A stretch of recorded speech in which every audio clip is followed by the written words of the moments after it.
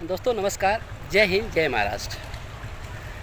दोस्तों आज मैं काव्या एक साइड है जो कसेली में आता है, उस बिल्डिंग नंबर 3 से मैं आप लोगों के सामने रूबरू हो रहा हूँ। ये बिल्डिंग का प्लिंथ हो चुका है, यानी फाउंडेशन जिसको बोल सकते हैं आप लोग।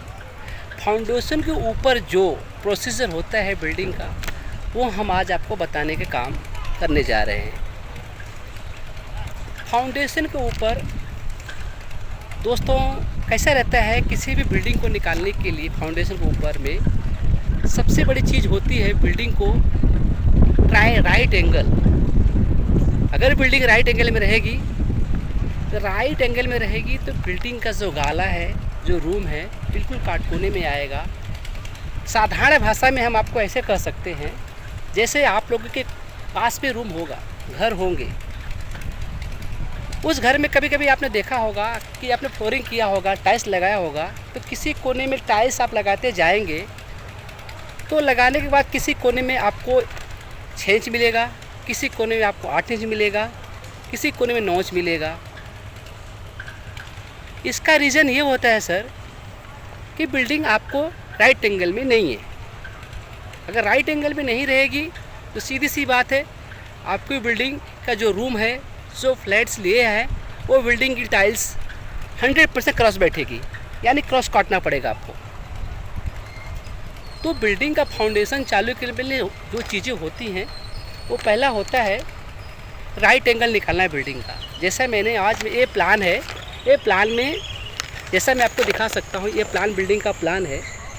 प्लान के अंतर्गत बिल्डिंग में फाउंडेशन का जो पहला स्टेप यही होता है कि राइट एंगल निकालने का। राइट एंगल निकालने कैसे, किसी को राइट एंगल बोलेगा तो बिल्डिंग का वो चीज़ें हिस्सा होती है जो बिल्डिंग को राइट एंगल में लेने की वजह से किसी भी रूम का जो साइज है, काट कोने में है, टाइल्स फिक्स टू फिक्स आएगी।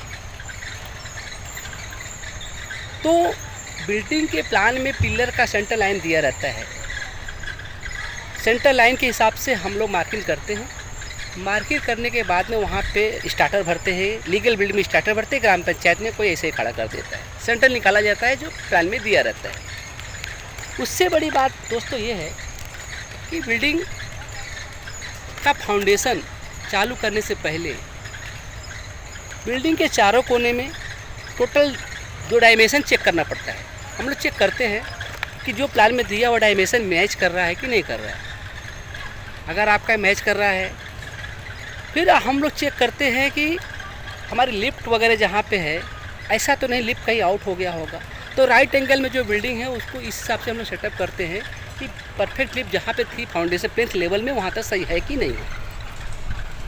ये होने के बाद में हम लोग सेंटर निकालते हैं बिल्डिंग का। निकालने के बाद में पिलर खड़ा होते हैं, आम भाषा में कॉलम बोलते हैं, हम मुंबई वगैरह में, और कहीं कहीं पे पिलर बोल देते हैं। अपना अपना तरीका होता है, अपना अपना लैंग्वेज होता है बोलने का। तो हम दोस्तों आपसे इतना ही कहना चाहते हैं कि मेरी बिल्डिंग काव्या सिटी है, जो कसेली के अंतर्गत आती है। यहाँ पे बिल्डिंग नंबर 3 से हम लोग आप लोगों के सामने रूबरू होकर ये सारी बातें आपको हम बता रहे हैं।